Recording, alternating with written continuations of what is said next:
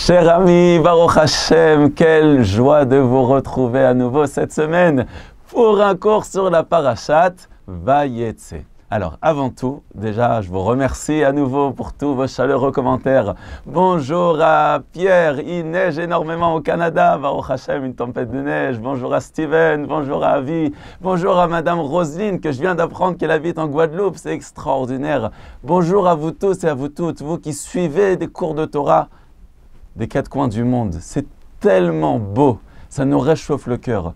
Ça a l'air que vous êtes loin, mais en vérité, nous sommes tous très proches, tous unis ensemble pour étudier cette si belle Torah qu'Akadosh Baruch Hu nous a donnée.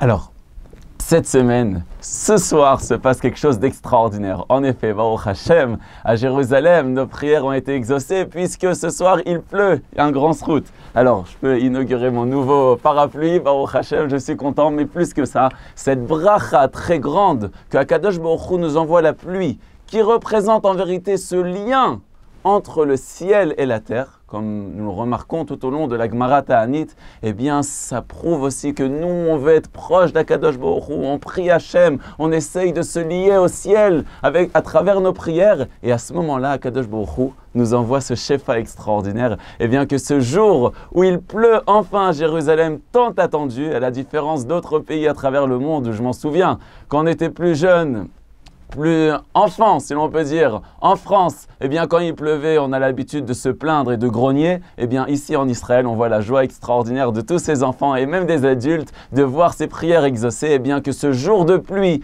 qui est considéré dans la Gemara comme un jour où la Yeshua se propage, où un jour le secours divin est là et que la bracha se multiplie, et bien que ça soit un bon début pour ce nouveau mois de Kislev. Mois de Kislev extraordinaire. Qui se lève? Il ne faut pas se coucher, d'accord? Qui se lève? Alors, avec ce grand bonheur du mois de Kislev, avec ce grand bonheur de la bracha, de la pluie, nous allons commencer cette magnifique paracha, Bezrat Hashem, de Vayetse. Alors, vous le savez, nous fait remarquer le Rav Pinkus dans son livre Nefesh Chaya, pour les femmes, il nous dit que vous le savez, que dans nos prières, eh bien, que ce soit tout au long de l'année, mais en particulier pendant les Yamim Noraïm, ces jours redoutables, eh bien, elles sont construites souvent à partir du Srut Avot, à partir du mérite de nos ancêtres. Combien de fois on prie Bisrut Avraham, Bisrut Yitzhak, Bisrut Yaakov? On voit que l'avenir du peuple juif, tout son espoir, toutes ses requêtes, tout ceci est construit et fondé à partir du mérite de nos ancêtres. Et dans ces parachiotes que nous avons le bonheur d'étudier et de lire chaque Shabbat à la synagogue, eh bien maintenant nous nous trouvons dans ces histoires fabuleuses de nos Avot Akdoshim. Qu'est-ce que la Gemara nous dit dans Brachot, Daftet Zayin Amud Bet? La Gemara nous dit dans Brachot, page 16b, la Gemara nous dit, nous n'appelons les patriarches que 3 et nous appelons les matriarches que 4. Vous les connaissez tous, Abraham, Yitzhak et Yaakov, et du côté des matriarches, Sarah, Rivka, Rachel et Léa. Alors cette semaine, avec votre permission mes chers amis, que je suis tellement heureux de retrouver, eh bien nous allons nous focaliser sur notre matriarche Rachel. Et puisqu'on parle de Rachel, on va essayer de profiter de ce cours pour reprendre l'histoire qui a été interrompue en direct pour des raisons de sécurité le soir de la retransmission directe de la Iloula de Rachel Imenu. Eh bien, nous avions raconté une histoire et elle a été interrompue pour des raisons de sécurité. Alors, à la demande de beaucoup de personnes qui suivent ce cours, nous allons la continuer, Bezrat Hashem. Restez sages, s'il vous plaît, comme d'habitude, parce que vous êtes des enfants et des adultes très très sages. Restez sages jusqu'à la fin du cours pour écouter cette magnifique histoire ramenée par les Mosdot qui est vers Rachel. Alors, avant tout, essayons de comprendre qu'est-ce que ça signifie, que nos prières sont basées sur le mérite de nos Avot Akdoshim, de nos patriarches et de nos matriarches. Alors, qu'est-ce que ça veut dire? Pourquoi toujours nous invoquons le mérite de nos Avot? Et pourquoi ceux-ci spécifiquement ont été choisis d'être nos Avot? Pourquoi? Car en vérité, nous explique le Rav Pinkus, pourquoi ils s'appellent nos Avot?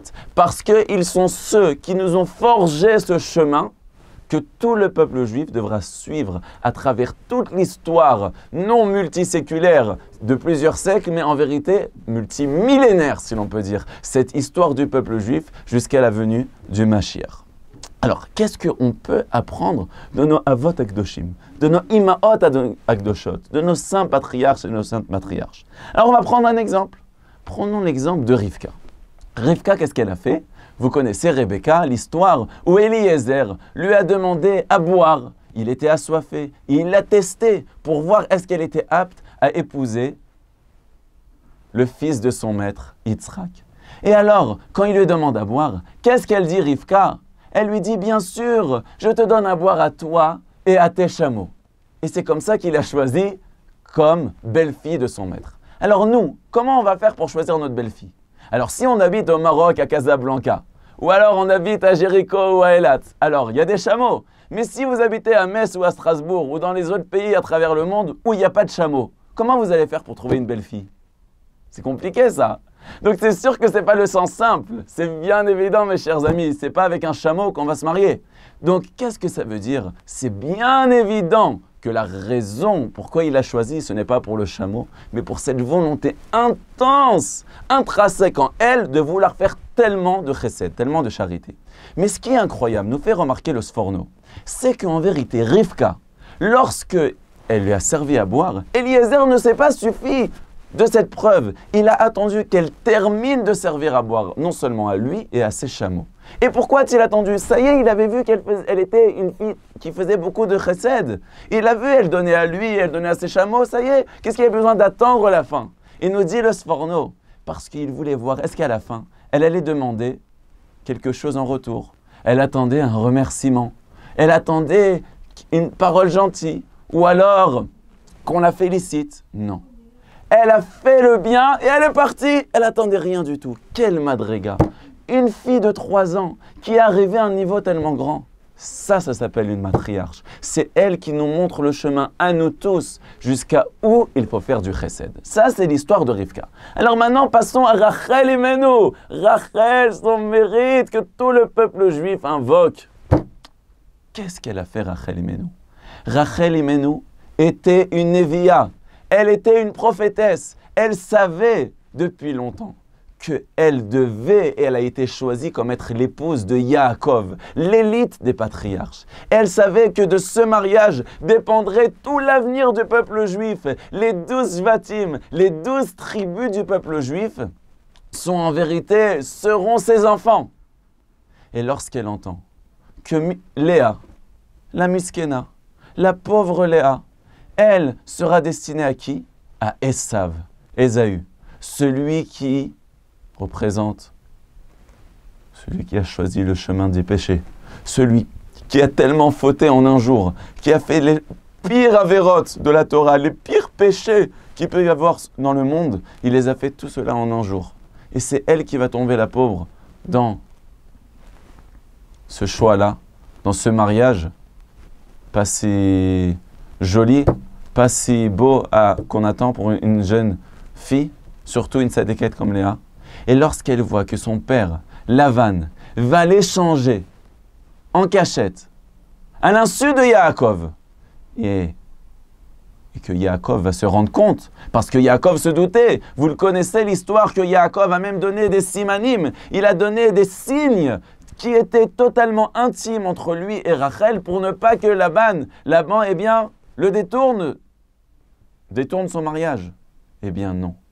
Rachel a dit, mais si Léa va se retrouver dans cette situation, et qu'en vérité, elle sait très bien que Lavan va la marier avec Yaakov, et quand Yaakov va découvrir le poteau rose, va voir qu'en vérité, eh bien ce n'est pas Rachel, c'est Léa. Léa va avoir honte. Et donc à ce moment-là, imaginez-vous bien ce qu'elle a fait Rachel. Rachel a été prête non seulement à repousser ses sentiments naturels d'amour extraordinaire qu'elle ressentait pour Yaakov, mais prêt à céder et prêt à renoncer à tout cet avenir du peuple juif qui devait descendre elle. Ces 12 tribus qu'elle aurait dû avoir, tout ça, elle a offert à sa sœur pour ne pas lui faire honte. Quelle chose extraordinaire, quel mérite tellement grand. Et là, je me permettrai de vous raconter cette histoire que de nombreuses personnes ont demandé qu'on la raconte à nouveau.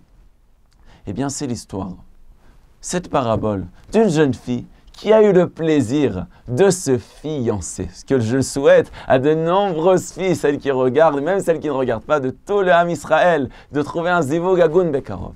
Et alors, vous vous imaginez bien, comme une jeune fille, si madame, vous suivez ce cours, eh bien quel bonheur c'est d'arriver à ce moment tellement grand qu'on a tellement prié.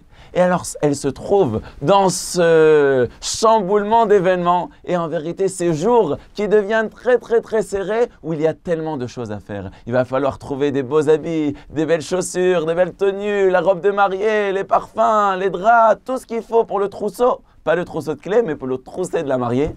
Et voilà que tout d'un coup, après qu'elle fait de magasin en magasin, accompagnée de sa mère, des fois même de sa belle-mère, des fois de son khatan, elle reçoit le téléphone d'une madame.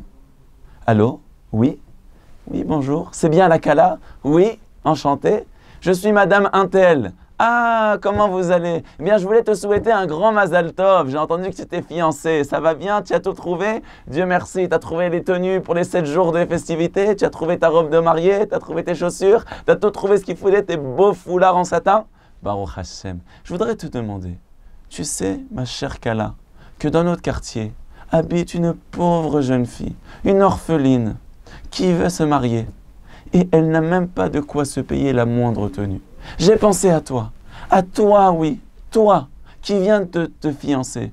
Toi, tu as dû acheter sans doute de nombreuses tenues. Tu n'aurais pas une tenue en plus pour offrir à cette pauvre orpheline. Et voilà cette Kala, qui était en vérité une Gibora, une héroïne. Eh bien, elle a, en enlevant et en repoussant ses sentiments naturels, qu'elle s'était attachée déjà à ses habits, ces beaux habits qu'elle avait réservés pour son khatan bien-aimé, eh bien, elle dit finalement, qu'est-ce que ça va changer à mon khatan si je lui propose et je lui montre 7 belles tenues ou que j'en ai que 6? Ça ne va rien changer. Pour lui, l'essentiel, c'est qu'il est heureux d'être marié avec moi. Alors, vaut mieux que je fasse ce plaisir à Kadosh Baruch Hu de réjouir une Kala qui est orpheline et je vais lui donner une tenue à cette jeune fille. Alors, voilà qu'elle continue à faire ses achats, une semaine qui avance et tout d'un coup, ça téléphone à nouveau. Allô, oui? Oui, bonjour, c'est à nouveau Madame Intel. Je voulais te dire, c'est vrai qu'elle a une belle tenue, merci beaucoup, c'est tellement, tellement gentil. Mais peut-être que, je ne sais pas, j'ai honte de te demander, mais tu n'aurais pas peut-être une paire de chaussures en plus? Parce que la pauvre, même une paire de chaussures, elle n'a pas. Alors la jeune fille réfléchit bien. Elle dit, mais quand même, elle a fait le tour de tellement de magasins, de la rue Victor Hugo à la rue de la République, de la Pardieu au centre Confluence, et elle habitait à Lyon. Et voilà que j'ai fait tellement de centres commerciaux pour choisir des chaussures qui étaient assorties exactement. Le rose fuchsia avec ma tenue rose fuchsia. Et comment je vais faire maintenant? Mais après, elle a dit finalement, qu'est-ce que ça va changer à mon khatan si j'ai 9 paires de chaussures ou j'en ai que 8? Au pire, j'achèterai des chaussures noires vernies, ça irait avec n'importe quelle tenue. Alors, elle offre encore une paire de chaussures. Quelle héroïne! Et voilà que la semaine d'après, cette même madame l'appelle et lui dit, excuse-moi, chère Kala, de te déranger. Voilà que la Kala a une belle tenue, a des belles chaussures. Vraiment, on ne pourra jamais assez te remercier. Mais j'ai encore une question. Je sais que tes parents sont aisés. Ils ont beaucoup d'argent. Est-ce que tu serais prête peut-être à lui offrir ta robe de mariée? Ma robe de mariée? Celle où j'ai fait tellement de retouches, celle que j'ai choisie de tout mon cœur, celle que j'ai tellement réfléchie avec les petites paillettes, les petites fleurs par-ci et par-là. Ça, je vais l'offrir. Mais d'un autre côté, c'est vrai. J'avais le choix entre 2 robes de mariée. Mes parents ont tellement d'argent que finalement, même si j'en ai acheté une, eh bien, je pourrais aller au magasin et choisir la deuxième. Vaut mieux lui offrir celle que j'ai déjà achetée. Et là, on voit la gvoura de cette fille et elle offre sa robe de mariée à la Kala orpheline. Mais l'histoire n'est pas terminée. Voici qu'à la semaine d'après, eh bien, cette madame l'appelle et lui dit, chère Kala, merci pour la tenue, merci pour les chaussures, merci pour la robe de mariée. Mais je voudrais te demander, tu ne veux pas lui offrir ton khatan? Elle n'a même pas de khatan. Aïe, aïe, aïe, vous rigolez bien, hein? Vous rigolez bien. Elle est complètement folle, cette madame. Elle lui a pris toutes ses affaires et maintenant elle lui demande son khatan. La pauvre orpheline n'a pas de khatan, mais jusqu'à où ça va aller? Ça vous fait rire? Eh bien, cette histoire s'est vraiment passée. C'est l'histoire de Rachel. Rachel n'a pas donné ses chaussures. Elle n'a pas donné sa tenue. Elle n'a pas donné sa robe de mariée. Elle a offert son khatan, qui n'était pas n'importe quel khatan. Il était celui qui était l'élite des patriarches. Celui de qui va naître les 12 tribus du peuple juif, que nous sommes tous issus, tous les juifs à travers le monde. Eh bien, c'est ça ça qu'elle a donné. Ça, c'est notre Ima. Ça, c'est notre mère Rachel Imenu. Et chez ses ailes que tout le peuple juif est pris. Alors, qu'est-ce qu'on croit? On croit que Rachel, elle a perdu? Rachel n'a rien perdu. Ça, c'est le moussard de la semaine, mes chers amis. Rachel n'a rien perdu. On croit que Rachel, elle a tout donné. Tout son avenir, elle a offert pour sa sœur. Akadosh Baruch Hu l'a récompensée. Car finalement, c'était quand même elle, la Akeret Baït. C'était elle, l'épouse essentielle de Yaakov Avinu. Et je me permettrai de rajouter sur les paroles de Rav Pinkus, si vous permettez, eh bien, qu'en vérité, Rachel n'a absolument rien perdu. Car même si Rachel Imenu aurait dû être la mère de toutes les tribus, et donc de qui va y avoir ceux qui auront le droit sur le Beth Amikdash, eh bien, si vous regardez dans le Talmud, Megillah, la Gemara nous raconte qu'en vérité, le Beth Amikdash lui-même, le temple de Jérusalem, n'était pas complètement en Yehuda, n'était pas complètement en descendant de Léa, puisque Binyamin, le fils de Rachel, avait une partie très très importante dans le Beth Amikdash. C'est-à-dire que Rachel elle-même, de sa descendance, possédait l'endroit le plus saint du monde entier. Donc vous voyez, lorsqu'on donne, on ne perd jamais. Lorsqu'on suit la Torah, on est gagnant pour l'éternité. C'est le moussard de la paracha de la semaine. Le temps file. D'après l'horaire qui m'est inscrit ici, il est écrit déjà 16 minutes qui sont passées. Notre temps est limité ici puisqu'on ne nous permet que 25 minutes, mais j'essayerai quand même d'avancer sur cette idée à travers ces belles paroles de nos Mefarshim. Donc on voit qu'en vérité, ça c'est la grandeur de Rachel Imenu. Alors, nous dit le Rav Pinkus que le Chafetz Chaim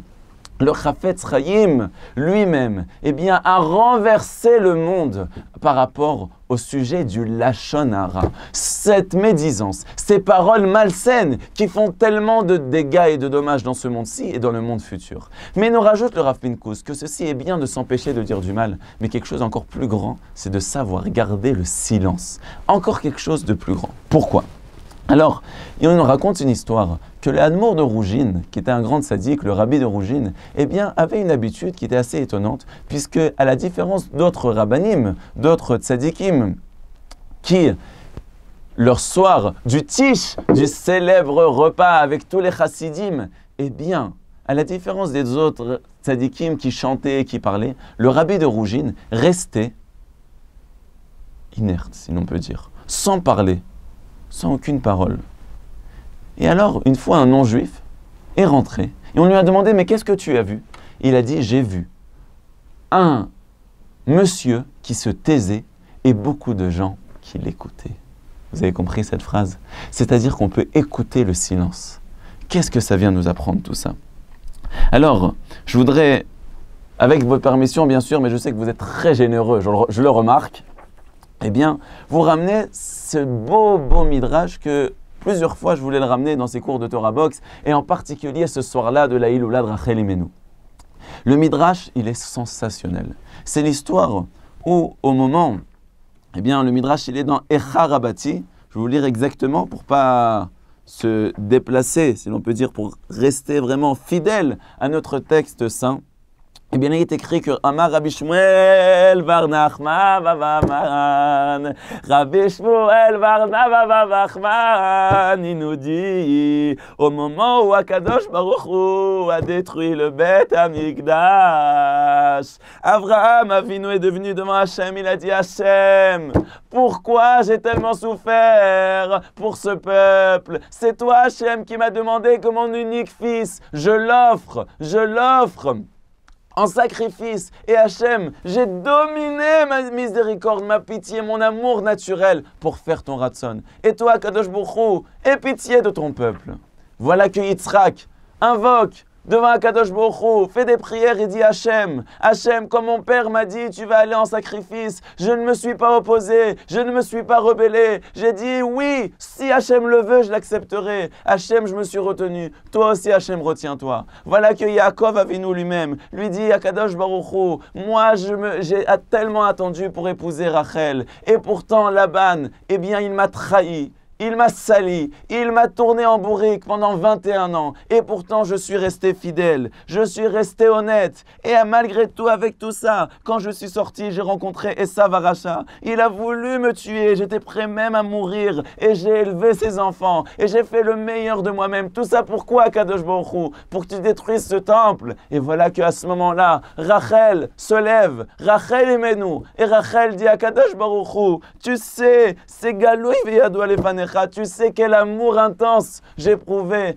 je sentais pour Yaakov Avinu. Et pourtant, j'ai même vu tous les efforts qu'il a fait pour m'épouser. Il a attendu 7 ans, et encore 7 ans. Et pourtant, j'ai quand même donné ma sœur. Et je me suis dominé, et je me suis retenu de rien dire, juste pour pas qu'elle ait honte. Alors Akadosh Baruch Hu aussi, retiens-toi. Akadosh Baruch Hu ne punit pas tes enfants. Et c'est à ce moment-là que Hachem dit ni Abraham, ni Yitzhak, ni Yaakov, mais c'est par ton mérite, Rachel, par toi, par ton mérite que le peuple juif reviendra. Veshavu banim likvulam. Par le mérite de Rachel Imenu, que tout le peuple juif méritera la Géoula. Vous vous rendez compte? Qu'est-ce que c'est grand, Rachel Imenu? Mais pourquoi? Pourtant, c'est tellement grand la Kedat Yitzhak, le sacrifice d'Yitzhak. Yitzhak, Yaakov, c'est extraordinaire tout ce qu'ils ont fait. Qu'est-ce qu'il y a de tellement grand dans Rachel que c'est elle qui a été écoutée plus que tous les Avot, plus que tous les Imaot? Qu'est-ce qu'il y a de tellement grand en Rachel Imenu? Et là, le Rav Pinkus de nous dire quelque chose qui est sublime. De faire des grandes actions, c'est quelque chose d'immense, quelque chose de sensationnel, de grand, de magnifique, de somptueux. Mais quelque chose encore plus grand de tout ça, c'est de ne rien faire. Qu'est-ce que ça signifie? Vous allez me dire, mais au contraire, il faut agir, c'est le monde de l'action. Eh bien non, quelqu'un qui se retient de faire quelque chose, c'est encore plus grand que quelqu'un qui fait quelque chose. Qu'est-ce que ça signifie? Si vous avez le permis de conduire, eh bien vous le savez que vous ne rentrez pas dans une voiture s'il n'y a pas de frein. Eh bien lorsque quelqu'un a des freins, eh bien c'est lui qui prouve tout le niveau extraordinaire qui allait arriver tellement grand. Quelle avéra aurait fait Rachel Imenu? Si Rachel Imenu aurait dévoilé à Yaakov, tu sais, en vérité on est en train de te rouler, voilà Léa. Elle n'aurait pas fait d'avéra, au contraire, elle aurait même sauvé Yaakov Avinu. Eh bien non, elle était prête à tout faire juste pour pas que sa sœur ait honte. Elle était prête à mettre des freins, à savoir quand dire oui et quand dire non. Quelqu'un qui sait se retenir, quelqu'un qui arrive à se dominer ses instincts naturels, à dominer ses passions, à dominer sa colère, à dominer sa haine, sa jalousie. Eh bien c'est quelque chose de tellement grand que ça dépasse même les plus grandes actions qu'il y a au monde. Et ceci nous concerne nous tous. Une avoda qui est vraiment très difficile. Mais même je vais vous raconter une histoire pour vous mesdames ou pour vous messieurs. Prenons l'exemple d'une madame qui voit son mari partir au travail ou partir au kollel. Et voilà que la femme demande au mari, mon cher mari adoré, avec tous les adjectifs qui vont avec, d'accord? Alors elle lui dit, est-ce que tu peux s'il te plaît m'acheter un paquet de lait. Oui, une brique de lait, ça dépend dans quel pays vous habitez. Alors le mari dit oui. Mais tu sais mon cher mari, ça fait déjà 3 fois que je t'ai demandé et tu l'as oublié. Ça fait 3 jours maintenant que tu l'as oublié. Est-ce que cette fois tu peux t'en rappeler? Alors il dit oui, d'accord. Mais comme elle sait que son mari se rappelle autant de choses que les amnésiques, donc elle le rappelle encore une fois quand il part au travail, sur le chemin. N'oublie pas d'acheter ce paquet de lait. D'accord, il n'y a pas de problème, je n'oublie pas. Parole de 3 petits points. Alors après, voilà qu'il a terminé le travail, elle le rappelle une dernière fois. N'oublie pas d'acheter mon paquet de lait, s'il te plaît. Il n'y a plus rien à la maison, les enfants, ils ont besoin de lait. D'accord. Et voilà que le mari arrive enfin à la maison. Où il est le lait? Et là, le monsieur dit, ah, j'ai complètement oublié. Mais pourquoi t'as oublié? Je t'ai répété au moins 10 fois, je t'ai appelé, j'ai dû m'arrêter, j'étais en plein milieu de faire à manger et j'ai rappelé encore et je te rappelle encore. Ça fait 4 fois, pourquoi t'as oublié? Je suis en train de parler avec un ami. Et alors là, tout d'un coup, la femme, elle devient toutes les couleurs de l'arc-en-ciel en 1 seconde. Rouge, vert, jaune, la fumée comme des dessins animés qui sort du nez et des oreilles. Et là, imaginez-vous, elle a envie de lui dire « C'est comme ça, tu m'oublies, tu penses jamais à moi ». Et là, elle lui fait l'historique de tout ce qu'elle a connu depuis l'époque de Cro-Magnon. « Tu te rappelles jamais de moi, déjà depuis les fiançailles, tu m'oubliais. Et le mariage, tu n'as même pas pensé à m'offrir la bague tout de suite, tu as attendu le lendemain matin. Et ta mère aussi, elle m'avait dit la dernière fois. » Et là, elle lui sort toute une histoire. Mais quelqu'un qui à ce moment-là se retient, se met une main, 2 mains, elle n'explose pas. C'est quelque chose de grand, d'immense, plus grand que celui qui va faire des actions extraordinaires. C'est ça le moussar de la paracha de la semaine. Je suis malheureusement obligé de m'arrêter pour respecter les horaires qui nous sont donnés. Et il y a une file d'attente très grande ici dans les studios de Torah Box pour les magnifiques cours de Torah. Je viens de rencontrer le Rav Viton qui sortait, le Rav Semama à côté, Baruch Hashem, les autres Rabbanim, Rav Uzan, c'est tous ces Rabbanim extraordinaires.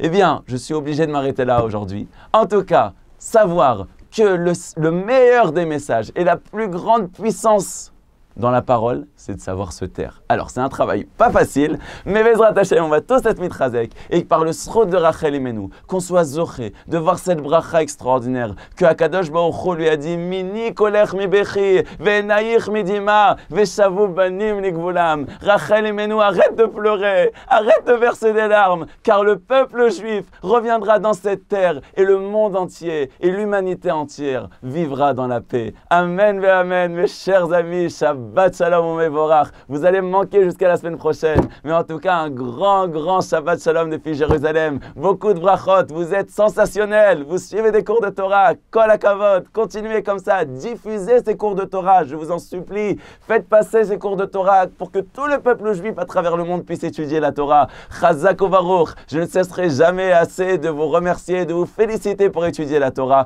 Kol hakavod. Continuez comme ça. Shabbat Shalom depuis Jérusalem.